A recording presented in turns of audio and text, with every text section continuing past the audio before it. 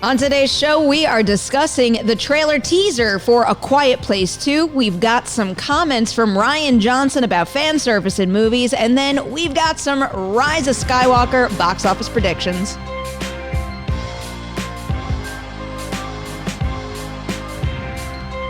Hello, everyone. I hope you're having a wonderful morning filled with lots of love and kindness and positivity in the world today. I'm maybe not really. No, Roka, it's a rough morning, isn't it? It's a sad morning. I'm having a great day. I don't know what you're talking about. How you doing, Roka? I'm doing good. I'm excited. I saw Cats last night. I wish we could talk about it so badly. Yeah, you can't talk about it 4 p.m. I'm bursting at the seams right now. I'm just saying, it's certainly left a memory with me. I'll leave it at that. But Rise of Skywalker, that's consuming everybody today. Just a little bit. We can't talk about it too much, but you guys might notice already we have no live chat up and running today because we can't have nice things. So no live chat. Deal with it until it comes back. I don't know. Hey, Matt Donato, how you doing? Barry, nice sweater. Thank you. This is my Christmas spirit because it's my last time on here before Christmas. So I wanted to be a little festive today and you like make gizmoed me out. wish that I brought my Freddy sweater. I know I have a Friday 13th one We too. should have done me. We should have done a Christmas sweater episode of Movie Talk. I That feels like a accept missed this. opportunity. Friday the 13th is not a Christmas movie. I accept this is a Gremlin, and this is a Christmas movie. Sis. Are you saying Friday the 13th is a Christmas movie? How did we get to Friday No, the 13th? I thought you said you had a Friday the 13th Did sweater. I say- do. did I say do. Friday? I have a Friday sweater. You said you I have have your Nightmare Nightmare. sweater. Oh, you have Nightmare? Yeah. Oh, no. Is that a Christmas movie? Doesn't have to be. I It's know. not my sweater. Oh, okay. Like I I thought you also meant you had a Christmas Don't sweater. kind of have my sweater taste. I also have like a Star Wars Christmas sweater T-shirt. That's cool. And it says "Droid to the World," and I love it. Maybe I should have worn that instead today. I don't know. Whatever. Droidal. There we go. Already. Doesn't that Wow. work? I think. That's No, fun. it does kind of work, and that's exciting me more than it should right now. I think I'm because like freaking BB-8 could look like a dreidel. Or Dio. Dio, I can. All right, guys, let's get into the show notes for the day. Kicking it off with A Quiet Place Part 2. So we don't have a full trailer for this just yet, but we do have a trailer teaser that reveals a little bit about what to expect from the movie. On top of that, we have a brand new image and a poster for the film as well. So we are likely going to get a full trailer in the very, very near future. But this is kind of our first sense of what's to come in this movie. And just to add a little bit from Total Film, John Krasinski had told them this about the story. I love the idea of the first one, that Emily and I as characters were all about surviving versus the thriving. All my character wanted to do was survive, and her character, that's not enough. We have to thrive. We have to let these kids be whole human beings, and after I'm gone, I'm loving seeing Emily really battle with that maybe survival was the way to go, and maybe this idea of thriving was too dangerous. So let's package all this stuff together. What do you guys make of the Quiet Place 2 story thus far? Is this what you expected to get? Yeah, totally. I mean, we were contained in the first film where we saw the story, as you said, from Krasinski's family, and we stayed on that farmhouse. So a sequel had to expand. A sequel had to do something different because we never got into where these aliens or whatever they are even came from. We don't know the larger story about what's happening. So what I love about this teaser itself is, number one, it's actually a teaser. It's not actually one of those like, here's a teaser trailer that's 2.5 minutes and still gives you the whole story. This is a 30-second teaser, and it's so simple in the sense that we just get the survivors walking along a path, and then they go to step off that path into the unknown. And that's what this film is going to be about, like exploring this world out there that was built in a quiet place that we haven't seen yet. So like, I'm excited about it.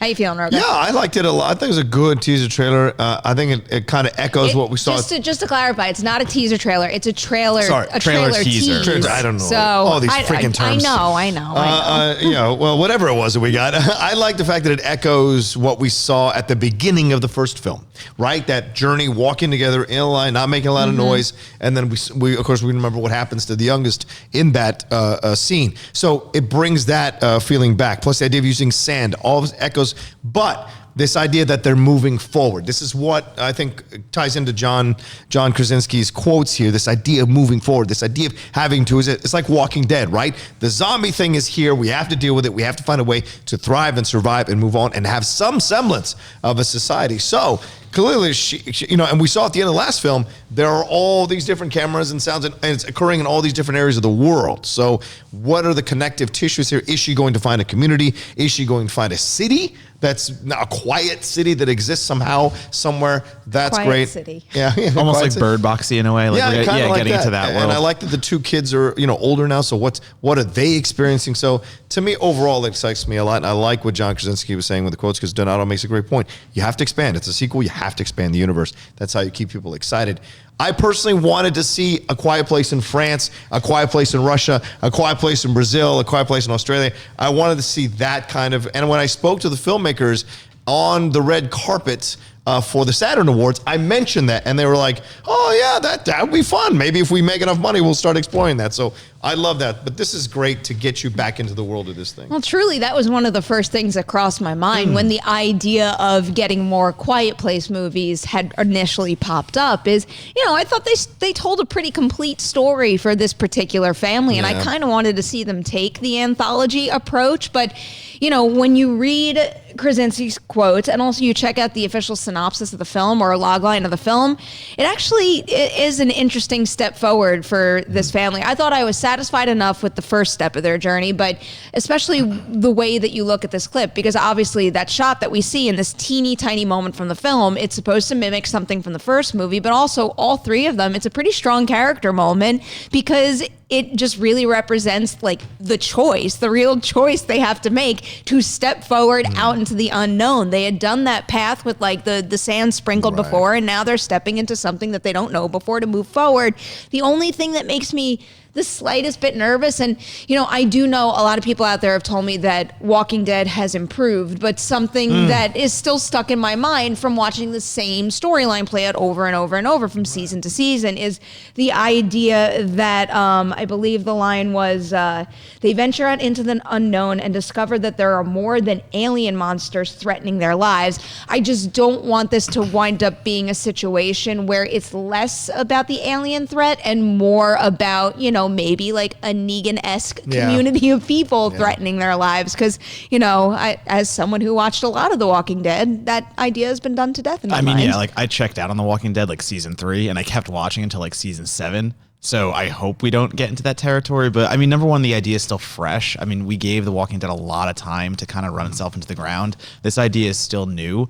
And if we do get a Negan-esque character, Cillian Murphy playing that, possibly, I'm very on board with that. And also, we can't forget about, there are 3 characters in the teaser itself, but in the poster, there are 4. There's the baby box. We can't forget about that. And I think that's going to be interesting to how they can survive in this world with an infant, essentially. Or I think that's what the time period of this actually takes place, is right after the film. So how are they going to survive with like a newborn baby on top of all this? I think that adds a challenge that I'm happy to see explored. And I don't know. You just called the baby box? Yeah, put the baby back in the box. It is a baby box. It's a baby box. I'm kind of enjoying it. This poster is really great too. I really enjoy when things like poster art aren't necessarily just like a shot of the famous person, but this is actually, representing the same exact thing that I just described from that clip. So I don't know. I'm feeling pretty good about this, and I'm excited to see what that trailer is going to give us. And I'm excited to see if the trailer is specifically them, because it is only the first trailer. You don't want to spoil things, or if we're going to see some of these other cast members that they've already announced. Yeah. We'll see. Certainly there's a lot of goodwill engendered from that first one. So we're excited to see what Krasinski can do with this. And the fact that he's coming back, I think, is 100% a positive situation for them. See what happens when you maintain the same director for a franchise. I'm just saying. And I like the fact that this is going that direction. Maybe this will end up being a trilogy as well that kind of wraps up that story, and then we move on to something else. But either way, this excites me to see Krasinski coming back. Like examining this poster, I have a feeling that this is going to represent where they're going into. Like it's not going to be a city. Right, a compound or something. I think it's going to be maybe like a slightly more populous town, if anything. But I'm not getting that kind of vibe from this. Is the red light on the right supposed to be their farm still, or is that a new area? That's definitely That's definitely a new area. But I like that it's reminiscent. Yeah, exactly. It's still calling back to the red. the visual aspect of that in the farm setting. And I see this as kind of like a Purge scenario too, where you had that first Purge movie, and it's like, all right, how do we build the world out? And then, like you said, Roka, let's get international. Let's do these different kind of places and go different places. And I know the Purge didn't go international yet, but they're exploring different avenues in which this world thrives in. So I could see A Quiet Place doing that eventually. Yeah, the Purge went in a very distinct Well, yeah, direction. exactly. They went It's an distinct. interesting choice because they not only did they go to a different location, but that movie almost had a very different style than it's like home invasion, and then that was more action heavy. But I'm curious. So with Krasinski emphasizing survive or thrive, if you guys were in a quiet place and you had to be super quiet, which route would you go? Would you like hunker down and just try to survive, or would you go out and about and try to have a full life? Like, I barely leave the house as it is now, so I would say I would absolutely hunker down and just be cool living in the compound or living in my house and making sure everything is safe. See, I just worked from home like 2 to 3 days in a row because my office internet was down, and I got like stir crazy on like day 1.5. So I don't know if I'd last in the same place for that long. I think I would have the same approach that I do to thinking about like a natural disaster or the zombie apocalypse. I would plop Dewey in his emergency earthquake kit bag, and we would hop into my Mini Cooper and we would drive across country so I can get to my family in New York. Matt, you're more than welcome to join me if you I'll want. take the ride. No, But that's you have fine. to- Wait, you wait, have to wait. come Yeah. to No, me. you don't get to come. No. Oh, sorry. I thought that's what you were saying. No, I'm saying, wait, in the world of the quiet place, you're going to get in the I car? would speed. Wouldn't it make noise? It would, and we'd be chased by monsters my the Mini whole Cooper time. is very quiet. It's not. It's not quite at No, all. it's not. It's and not it won't quite- fit me and Perry. It's not you know? quite. It doesn't go very fast, but I would try because I don't know. Otherwise, what would be the point? I've ridden that thing a couple times. My knees are in my face. Yeah, I'm quite aware of it's that. not easy. She said she could fit 5 people in there on a trip to an amusement park. Yeah. Five cats, maybe. I would go very, very fast. That's seriously quiet place. It's like I would probably perish in this scenario because that would be my No. first instinct, and then the monsters would like dash out of the woods and get me. Right. You know what? You win some, you lose some. All right, let's go on to. Thanks, guys. Let's go on to these quotes from Rian Johnson. So he was on the Swing and Miss radio program.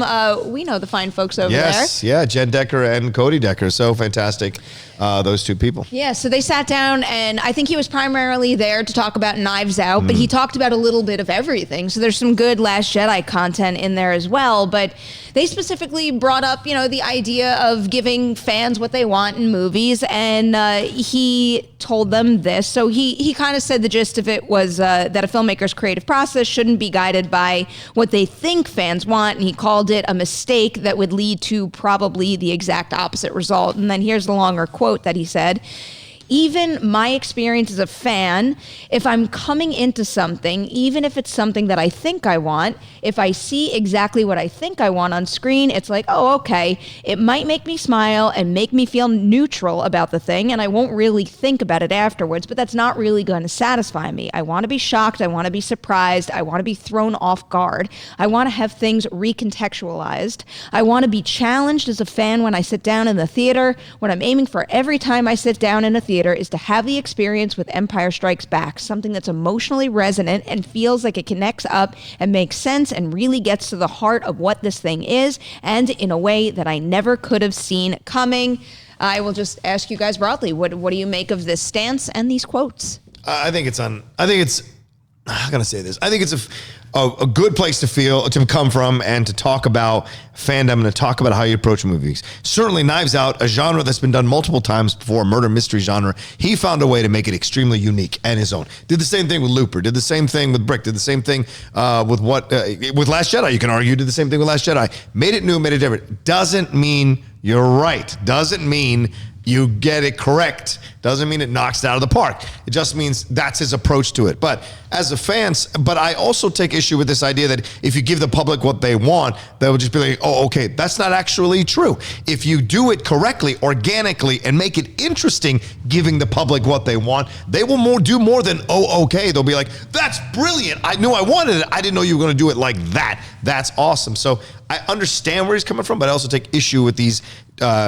generalizations in approach to filmmaking. Well, speaking of generalizations as far as what fans want, they also Yeah. spoke a bit about how, like, you may think you know what fans want, but that might not be true for every fan, which I think further supports his stance that, you may think you know exactly what fans want, but that thing is never going to appease everyone. So if telling a good story doesn't come first and foremost, you're screwed anyway. Absolutely. So I definitely understand where he's coming from here. And I mean, like, okay, so the minute you start making art to kind of sell a product, you lose the authenticity, you lose what makes it art in itself.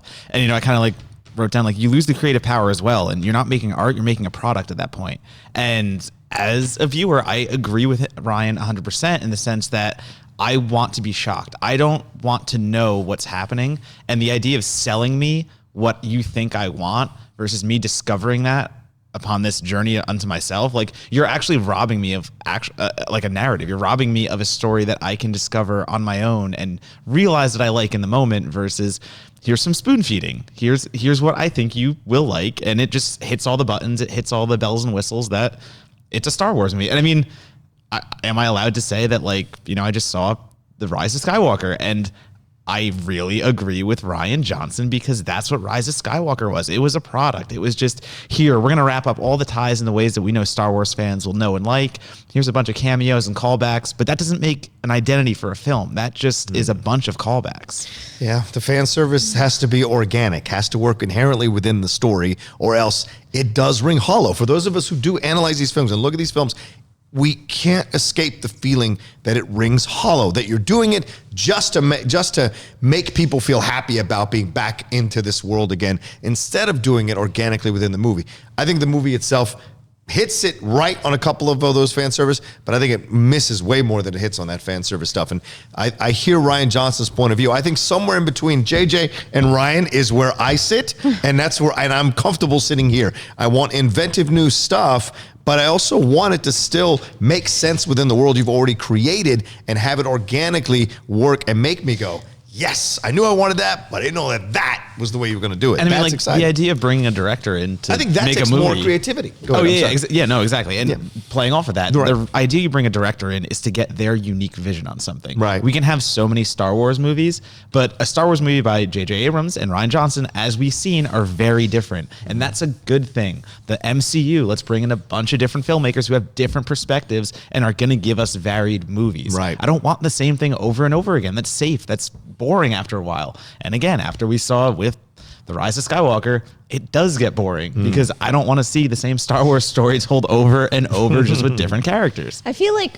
fan service can also mean different things. And I also want to bring up that when they brought up the term fan service, he did shy away from it in the conversation. I think it's just the easiest way for us to explain what we're trying to get at here. But if I do have to resort to using it, when I think about fan service, like a movie serving my expectations for a particular, you know, franchise, cinematic universe, what have you, or genre for that matter, I think about more so the pillars than the specific stories. It's like, you guys know, I come up with theories all day long. I'm not expecting those theories to come true, and I'm not pissed if those theories do not come true, but I get upset when I feel the foundation of what I love crumbling. Exactly. And I think the perfect example of that for me was something like Independence Day Resurgence. It wasn't about not giving me the exact story I wanted. It was about ruining things that had been set up in the first one. You know what I mean? For you, like, it did, like missing. Yeah. I know. I'm sorry. It was defend just, that film. You could feel the core of that original I loved idea it. crumbling. But I know I this hear you. is a really big question here. But I'm wondering, can you guys each give me an example of a movie this year that gave you what you wanted and disappointed you, and one that did the exact opposite, that gave you what you wanted and made it work? I would say Rise of Skywalker gave me what I wanted but disappointed me, but gave me what I wanted and worked, is Avengers Endgame. I knew I wanted that, and I walked away from that theater going, damn, it's exactly what I wanted. And the fan service is him getting that hammer. Like, you didn't know you wanted that, but you saw it when it happened. You were like, that's fan service for that fan moment to get that reaction in theaters. But they also laid the groundwork in Ultron. So when it happened, you were like, oh, this makes sense. So that's fan service done correctly. That was laid ahead of time, with the groundwork laid ahead of time. What you got, Matt? I mean, my positive, you just stole mine. It's Endgame too, because I didn't expect to like that as much as I did, and I didn't expect, as you said, the groundwork was laid for so long, and then it all comes together in this. There's been so many movies, not just one or two. There's so many movies coming together in Endgame. So to me, that was my positive. My negative, and I'm going to take fan servicing in a different way here, but I'm going to go with Black Christmas was... And you just stole mine. Oh, I did. Yeah, I was going to say exactly Black what I was Christmas thinking about. was the kind of fan servicing I like in a remake because it didn't care about fan servicing, and it gave you a remake that was its own idea and its own just contextualization of an old film. Did it disappoint me? Tremendously. And that's not because of the message, it's because of the movie itself. Let's be straight about that. But that was, again, the way to do it, but then still not deliver on the film itself. It's like going into that, all I was thinking is, yeah, like give me a group of like kick-ass ladies beating a slasher. You know, I want that. That was that movie feels like it was made for my sensibilities, my genre-loving sensibilities, and I was so grossly disappointed because, you know, even though it ticked certain boxes that I wanted it to do, it wound up kind of crumbling under the weight of you know, the message and the themes and the ideas it was trying to put, just being extremely heavy-handed in my opinion, and I think the whole thing suffered because of it. So it's like, in a sense, they gave me what I wanted, but didn't work. But that's the whole point of it all. I think what all of us are saying, it's nuance. If you do fan service with nuance, then we're down. If you do fan service just to do surface fan service, then it rings hollow. Or just like grabbing your head and smashing your face into it. That too. Here's another character you love. This is great. Like, no, this is a point I'm trying to make. My positive, though, is actually the movie Crawl. So I go into a monster movie like Crawl, and I know exactly what I want. You give me like B-movie craziness, alligator, all this stuff, and that is exactly what they did. So they gave me exactly what I would have wanted. Why that movie, I think, is so next level for me is because I didn't expect it to exhibit such craftsmanship and be just so like the production value of that movie is through the roof. Those performances are great. So it's like that was an example of them, yes, like fan servicing me as someone who really loves horror monster movies, horror survival monster movies. You gave me just that, but then some. Yeah. So just a quick question. I mean, when we're talking about fan servicing, see, in my mind, the definition has always been, in order to service a fan, they have to be a fan already of something. So if you're fan servicing, it's either based on an original or a property that's been remade or it's a sequel. Well, I'm already a fan of monster survival movies. And that's exactly why I was asking you like the question of like, so is fan servicing, can that be on any film that doesn't have personally and you know, I mean, this is just my it's my personal opinion. There's no, you know, rock solid concrete definition of fan service out there, but you know, for example, the two of us, we're gigantic horror fans. I think we are in a position to be more open than some others who aren't horror fans to every single one out there, and we go into those movies with expectations that people who don't frequent the genre might not have. So it's just a different form of fan service there. I just wanted the perspective on that. That's kind of where I stand on it. I think that's why you guys are like levels more disappointed with Black Christmas than I am. Yeah, I sense could be. Yeah, because I'm not as, you know, I love I enjoy the genre when it's good, and I like, of course, the great movies from that genre and the good movies from the genre, but I don't run to horror movies all the time. So the fact that you guys understand the nuances of within that genre and what you're looking for when you go in and what you want to see, when it doesn't hit it, it's an even deeper disappointment. I respect, I understand that. For me, I will say action movies are like that. Like Hobbs and Shaw. Hobbs and Shaw, great fan service. A lot of people didn't like it. I didn't give it. It made so much money because all we wanted was to turn our brains off, see a bunch of action, see the charm of Statham and The Rock together, and Vanessa Kirby, of course, being part of it. We got that. So that was fan service that worked for me when it could have been really terrible. Like I feel the last 3 or 4 Fast and Furious movies, I know they made a lot of money, a lot of people liked them. I have found myself disappointed walking out of each one. Hobbs and Shaw, not at all. Speaks to just the value of checking out many critics' work, written, video, you name it. Everybody comes from a different background. Everyone has different tastes. Everyone has different things that they enjoy seeing on screen. So, you know, maybe find a critic you really like out there, but also check out other work too. And, you know, all there can be different opinions on the internet? Yeah. Excuse me? Yeah. And you could be civil about reading and watching Impossible. them. That's not where this happens. Express your own opinion if it's different. Isn't that crazy? Exactly. And if you're a critic, don't go after other critics for being negative about something you love.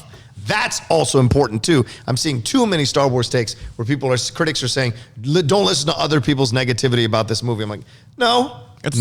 Literally the whole point of criticism. Yes. Literally, that's the basis of criticism, to have differing opinions. Don't and different erode takes. criticism. Is this a good opportunity to plug our Star Wars The Rise of Skywalker non-spoiler review? Because that's up on the channel. Again, you know, I get it. You know, some folks are disappointed. Some wanted it to be great. Some, you know, just assume it's absolute garbage and aren't happy that our review is a little mixed. But, you know, check out the review. Check out the movie for yourself. When you see the movie, do share your opinion with us because, again, every opinion, if you back it up, is valuable. And all we got to do is be civil about it, and we can all celebrate movies together. So let's go that path. Check that out on the main channel. And also, we've got a brand new episode of Comic Book Shopping that you're not going to want to miss, especially if you're a big fan of Watchmen. And I know there are a lot of fans out there, with Yahya Abdul-Mateen II. I believe we have a promo of that one.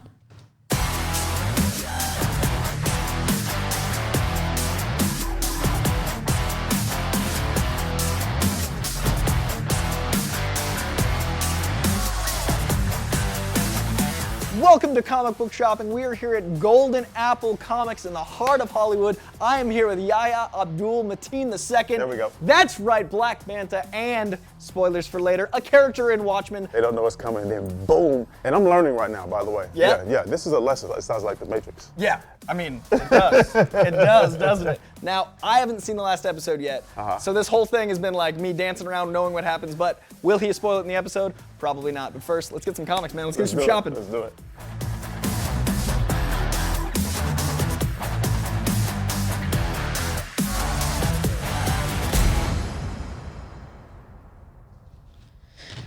That is not the only content we have for you.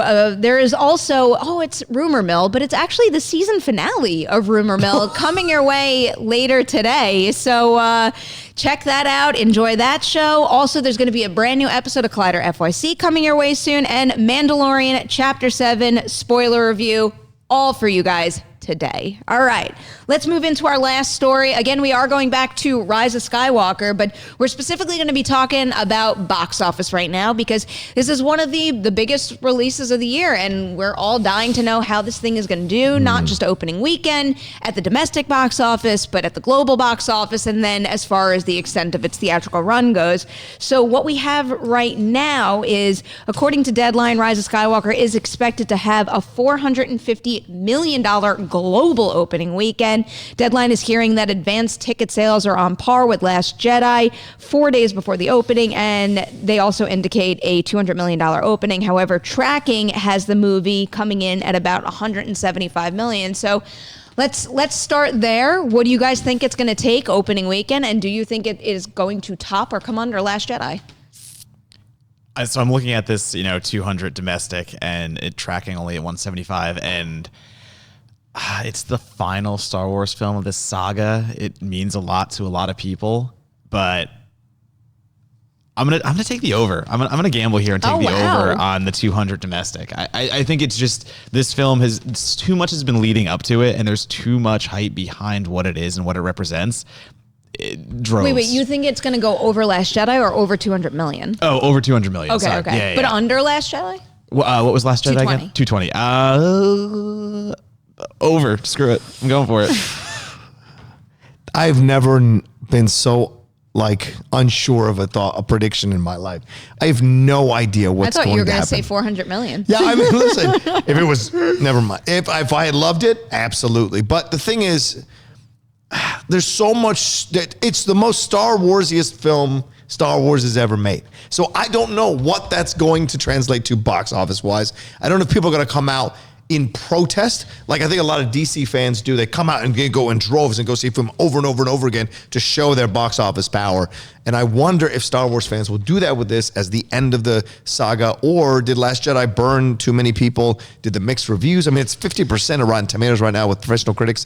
So I don't know where I stand, but I'm gonna. I feel, because I'm stupid like this. I feel like I'm gonna go with Donato in this and go over The Last Jedi. I think people are gonna come out in droves to try to support. There's already anger in the fandom that there's being mixed or negative reviews about the movie. So I think they're gonna go multiple times to prove a point. And I think, sadly, too, I loved The Last Jedi, but I think this following The Last Jedi and it being JJ's movie and there being such a big deal about, unfortunately, the toxicity around The Last Jedi and those people now, they are supporting this film because of it not being Rian Johnson's movie. And I feel like that's going to play into it. And it shouldn't. And I hate that it is, but I think that will play into it, too. Yeah. I'm just curious, where do you guys think I'm going to come in on it?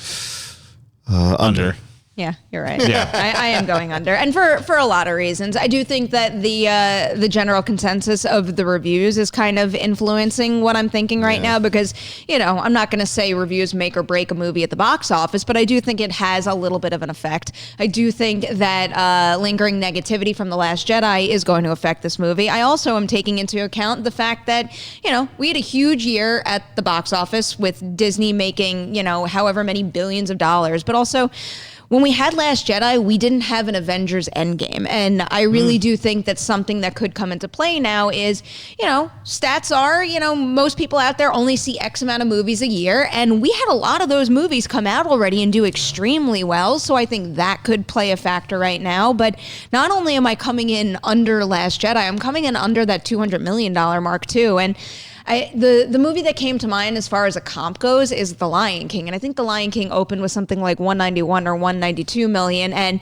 the hype going into that was absolutely huge. And then the reviews started to come in and they were mediocre. I think that's mirroring what's happening right now. So the number I settled on in my official predictions was 190 million. That's where I think it's going to be. But The Lion King was a remake of something that was done before. It's not a one for one. Well, yeah, not a one for one, but still, we know the Lion King story. We know enough of that, and you can see families who go, all right, we've seen Lion King, we have the old cartoon on VHS, we'll wait till this hits streaming, versus this is a new Star Wars film. This is a trilogy ender. This is a bookend. It's also a series that now has a reputation for burning fans. This is true. And I wouldn't argue that it isn't a remake. Hey, that's a different conversation that I would be happy to have, but it would take about an hour just to get through that. Yeah, that's true.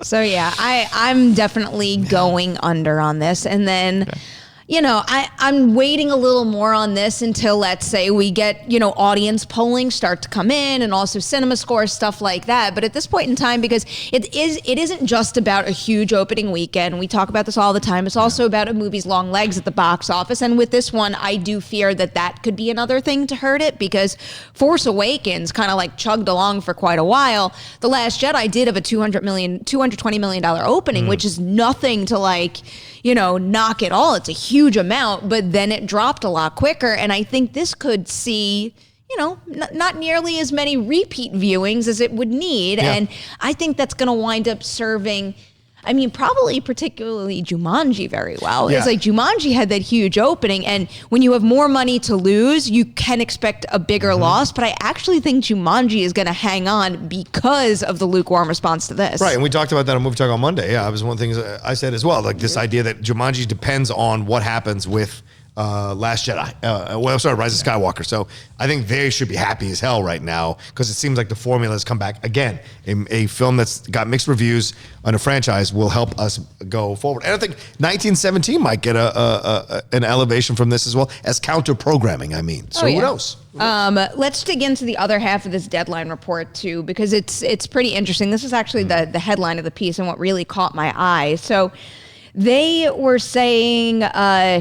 So they're saying in the report, there's bound to be really big openings and big box office hauls overall next year, but you might have to wait until 2021 before you get to the point that pent-up demand features like, let's say, Thor: Love and Thunder, Doctor Strange and the Multiverse of Madness, Matrix 4, and Avatar 2 hit theaters. So they're basically saying that The Last Jedi could be the last, potential 450 million debut plus at the global box office until 2021, which...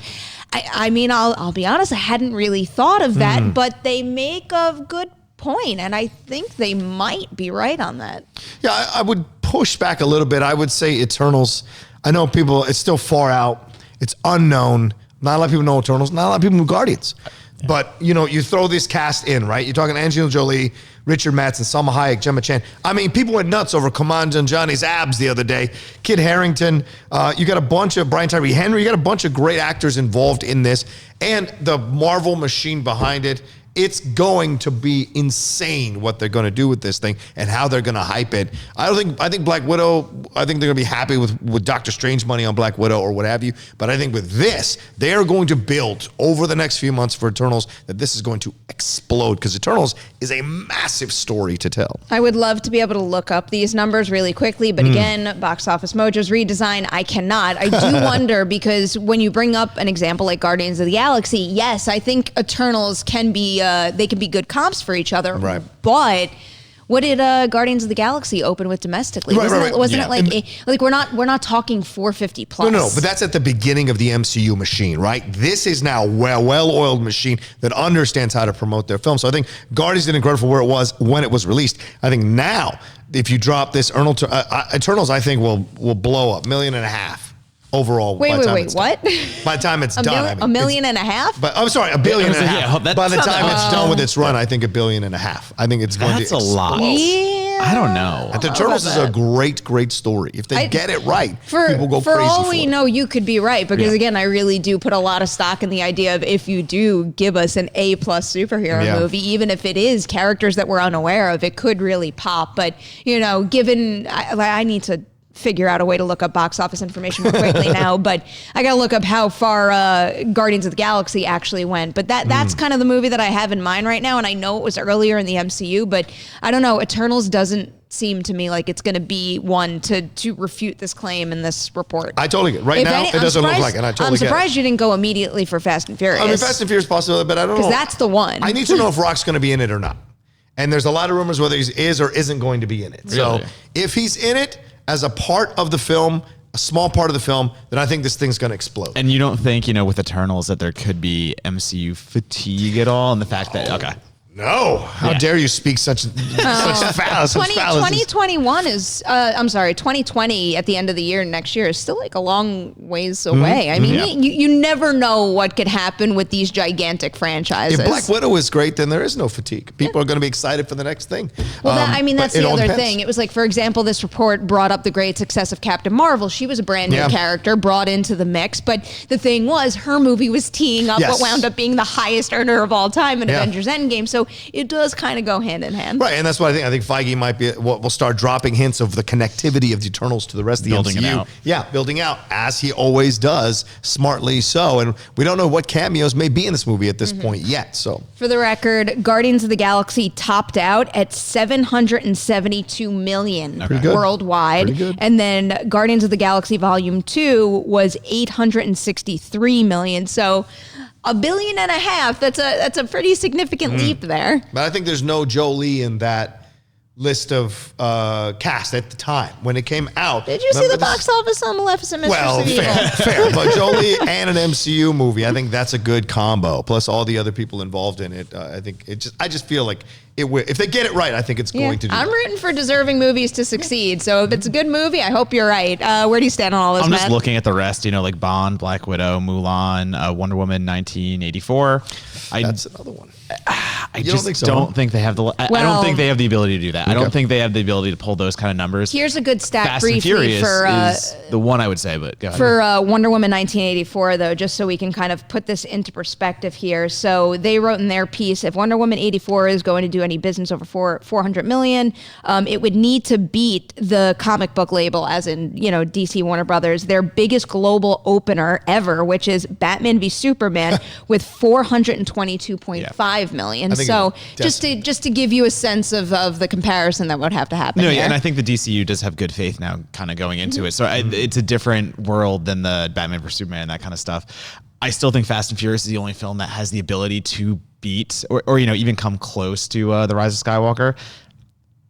But again, we're just talking about billions and millions of dollars here. So it's almost like, okay, so we're not going to have a super big opening or what is determined to be a super big blockbuster opening. Does it really matter? Fate of the Furious, its opening weekend global total was 541.9 million. Yeah. That's I think that's a lot. The Rock's their only shot. Yeah. I'm curious to see how all this pans out. It's just it's an interesting way to kind of like step back and look at the release schedule in 2020, which, it felt huge to me and it still is huge, but to think of not having, an Avengers Endgame or a Rise of Skywalker next year. It's almost like we got too used to that in a way. Like, was that always the norm? Marvel kind of changed the game with that, and now we're worried about films. Oh, we're not going to surpass $1 billion. Like, wait, what? We didn't for a long time. Like, hold on. 80, I mean, I think Wonder Woman 84 will have a shot. I think if the reviews are great, if people feel incredibly happy in those early screenings, this is their premier character now. It is not Superman. It is not Batman. It is her in this current iteration of the DCU. And if it is a fantastically satisfying film with great fan service, organic great fan service, and inventive new approaches to this story, then I think people will come in droves because they love her version of Wonder Woman so much. How dare you slight Aquaman? Oh, God. 821 million worldwide for the entirety of Wonder Woman's run. It opened up domestically with 103 million, of course. But, it's like, again, I think there's a big leap between a blockbuster opening and the 450 plus ones that we're talking about right now, because in its entire domestic run, Wonder Woman was at 412. And even if you just isolate the international box office, it's 409. Deadline kept stressing the importance of the China release too, which that was a big deal for the Fast and Furious franchise. And I think with a lot of the movies coming out in the near future, none of that is set in stone just yet. So that is a major part of the market that could propel some of these movies over the numbers that we're expecting right now. We will wait and see, and we're going to cover it all. So I know the live chat isn't up and running today, but we have been scanning Twitter for some questions here. And here's a thought first from MK Songbird. Fan service done correctly. El Camino. I didn't agree. See it. I didn't see it because I haven't seen the Breaking Bad series yet. I've only seen season 1. So. Why did I not know that about you? Oh, that's I will so catch funny. up. I will catch up. Because I do think I know your taste fairly well. It seems like something you'd really like. Yeah. Okay. I've seen even less of Breaking Bad than you have, so I have not seen El Camino either. All right. I'm a film critic. I don't have time for TV. I don't know. I know El Camino wasn't TV, but I didn't see all of the entirety of the show, so I was like, I wasn't dug going El Camino. I thought as far as continuing Breaking Bad, it worked well for me. Let's move up the list here. Deadwood movie was good fan service. That was good fan service. Sordy Joe is asking, would you rather the next Star Wars films explore the past or the future of the galaxy? Future. I don't want to be reminded of anything that's happened so far. I want a new freaking Space Cowboy series and just make it new. Don't J.J. Abrams the heck out of this. And I'm sorry, he's a great producer, but not the best filmmaker. Well, there it is. I'm torn. Yeah. I'm torn. I mean, I think you could still do that going in the past too. It's like, you don't need such like heavy-handed things that, make you feel like you're handcuffed to what exists before. It actually kind of goes back to what I was saying before about sustaining the pillars. It's like we could still explore, I don't know, even maybe like Sith or Jedi or some sort of like species that we've seen before where it'll feel connected, but it wouldn't feel shackled. Right. Well, look, Mandalorian is essentially exploring a somewhere in between, right? Between Jedi and Force Awakens kind of area. So that certainly can be done in a way that's interesting for a lot of people. So past or present, I actually don't give a crap. I just want it to be good. Yeah. So just be good. Just be unifyingly good. That's all I really want to see. You can go centuries back in Knights of the Old Republic or centuries forward and do Rian Johnson's new trilogy. I don't know. But either way, just be good. You know what I think I want more than anything? Like not so much set it in the past or set it in the future based on the events that we're experiencing right now, but make it contained. Like very contained. Sure. Like I want to see a really character-driven story about one main character set in one location. I don't need to go, we've done a lot of, I don't know, like space battles and going from planet to planet, like really flesh out one place and one person. And I wouldn't mind seeing that. Like, when I say this, I don't mean go dark and violent, but take the Joker approach where you spend a little less money on your movie and just, I don't know, take some character risks. Do something different that way. Yeah, I mean, the spinoffs try to do that. I think the spinoffs try to encapsulate that exact thing. Maybe not on the smaller budget. They still go big budget with Rogue One and things of that nature. But I 100% agree with you there, because when you contain it, then you're not as tempted to bring in, here's this old character you've seen, here's this character you've seen. I mean, we all know based on the trailer of Rise of Skywalker, like Lando's in it. And it's almost like, all right, why was Lando even in it? And things of that nature. So the temptation is removed, and the temptation isn't there where on a bigger film where you're trying to pull in the most amount of audiences, it's there. Yeah, I like that with Rogue One. Rogue One, self-contained story. Yes. Do we have things way at the end that refer to stuff from the New Hope? Yes. But it's a self-contained story, and it's beautiful. It's still my favorite film of all the new Star Wars films. It's still, because it is that, Barry, a contained story. Yeah, it's that and Force Awakens for me. Yeah, Those yeah, two Force are Awakens, the yes. ones that are up there. Let's go back to MK Songbird for one last question, because you guys know I like talking about FYC stuff. The shortlist nominations for the Oscars were released earlier this week. Wondering if there were any surprises on that list for you. Just happy to see Glasgow on there. That's, of course, from Wild Rose. The story behind that song is crazy in itself. I'm going to look up those briefly, but did you guys see any of the shortlist information? No, I did not. I saw the documentary shortlist information. I was very happy about that. Look, I know, I self-promote, but I'm very happy to have interviewed 3 of the directors of those documentaries on the Deep Cut here at Collider. So to me, that's a very, I feel like a personal interest in that, which I have never done before. So I'm excited for that. An odd one for me is the farewell for Best Originals soundtrack. It basically, it literally got like a musical nod, and I was kind of like, I like that a lot because I just watched the farewell, and that the soundtrack that they put to that makes it so much more emotional, and I was very impressed to see it there. Just so you guys know, if we're looking at the best original song shortlist right now, we've got, there's a lot here, sorry. Speechless from Aladdin. Feel free to jump in whenever something catches your ear. Letter to My Godfather from The Black Godfather. I'm Standing With You from Breakthrough. De Bronx from The Bronx. Into the Unknown from Frozen 2. That to me still seems like the front runner here. Stand Up from Harriet. That has a real shot. Catchy Song from the Lego Movie 2. Never Too Late from The Lion King. Spirit from The Lion King. Daily Battles from Motherless Brooklyn. A Glass of Soju, I believe it's pronounced, from Parasite. I'm Gonna Love Me Again. I'm rooting for that one from Rocket Man.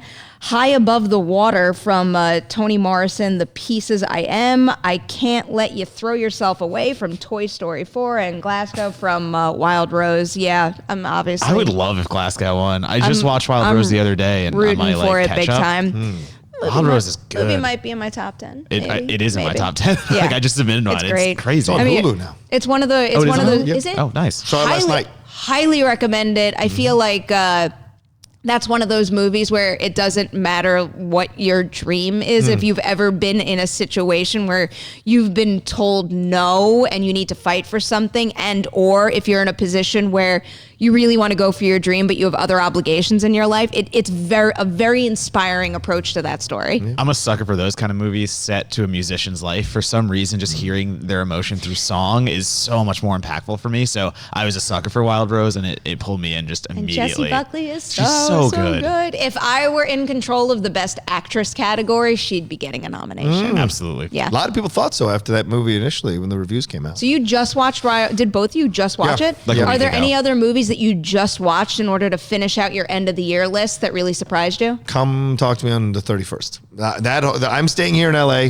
and I have a stack of screeners I got to catch up on. One of them is Uncut Gems. You do know you're going to have a top 5 I do running have a on top Collider 5. Video Yes. I've watched before enough. that date. I've watched enough to tell you what my top 5 is. But like the Uncut Gems, I'm still waiting on watching, and I'm looking forward to that. And The Farewell as well. So I I was going to see say, that as I well. just caught up on The Farewell. I mean, Dolomite Is My Name. That's great. Shot up there so quick. I loved it.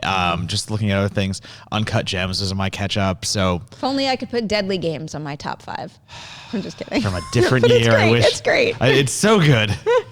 You should watch Deadly Games. I think you'll enjoy Everyone it. should What is watch that one? Deadly Is it a horror Games. one? I'm going to let you plug it yet again because I really do think that is a movie that will spread Christmas joy. Super quick. It's on Shudder. It just premiered I think on December 2nd. It is a movie from the 80s.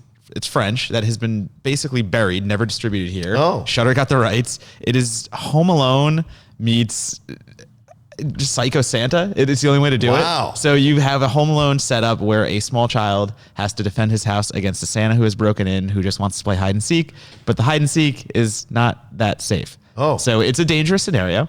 There's lots of kids in peril stuff. But it's It's French. also, it's French, and it's tremendously heartwarming. Like, it's a feel-good-ish Christmas horror story, if I can say that. That kid is very likable. Oh, the main He's character fun is to so root good. for. He does this whole like Rambo sequence where there's a French version of Eye of the Tiger playing with Christmas lyrics, and it's I really Okay. do think that you would enjoy I'll it if add you it give to it the a list. go. All right. So you guys are going to have top 5 videos from some of us here at Collider to look out for in the coming weeks. But, you know, if you want to slide in a crazy holiday horror movie like Deadly Games in the mix with all these FYC movies, that's a good way to go. Or Anna and the Apocalypse. Or that too. That's another good one. Another good way to celebrate the holidays with blood, violence, and in that case, zombies and music. Or you could watch Klaus on Netflix or Noel on Disney Plus. You could. You could go standard. What's the fun in that? Or you I could think watch Klaus is great. Or you could watch Gremlins. Go with the Yep, true, classic. fair. There you it's up go. to you. All right. you go. We got to say goodbye.